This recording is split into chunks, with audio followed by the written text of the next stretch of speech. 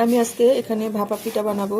বেশি চালের গুঁড়া নিয়ে নেই, কারণ মানুষ বেশি না, আমরা শুধু দুইজনের জন্যই এতটুকু অনেক হয়ে যাবে।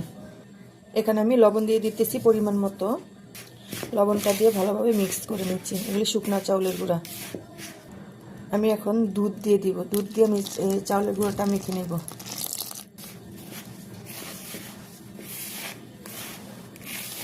আমি দুধ দিয়ে মাখিয়ে নিচ্ছি। দুধ দিয়ে মাখালে পিঠাটা খেতে ভালো লাগে, গ্রানটা সুন্দর হয়, সফট হয়, এই জন্য আমি দুধ দিয়ে দিলাম।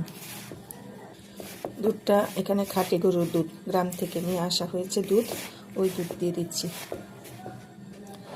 এটা এখন আমি আধা ঘন্টার জন্য রেস্টে রেখে দেবো। চাউলের শুকনো গুঁড়া তো, এই জন্য রেস্টে রাখবো। মাখিয়ে রাখছি, এটা পানিটা খাক। এখন আমি চাউলের গুঁড়াগুলো চালনিতে চেলে নিব। এভাবে ভাপা পিঠা বানালে তো এভাবে চেলে নিতে হয়। একটা মজার কথা কি জানেন, আমি আগে জানতাম না এভাবে মানে ভাপা পিঠা বানালে চেলে নিতে হয়।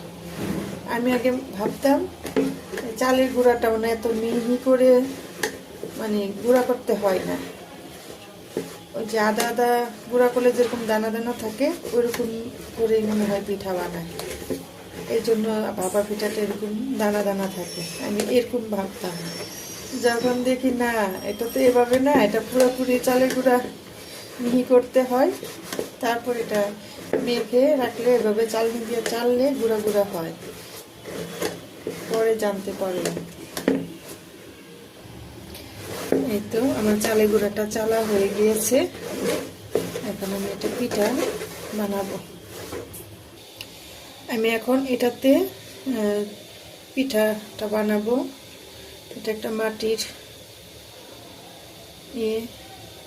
এটা দইয়ের একটা ছিল, বাটি, দই ছিল, তো আমি এটা রেখে দিয়েছিলাম। দেখুন এখন এটা আমার কাজে লেগে গেছে, এটা দিয়ে আমি এখন পিঠা বানাতে পারবো।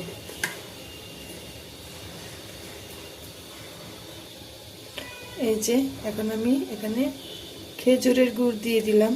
বেশি গুড় দিব না, কারণ ডায়াবেটিস আছে, ডায়াবেটিসের জন্য মিষ্টি খেতে পারি না, কম খেতে হয়। এখন দিয়ে দিব নারকেল।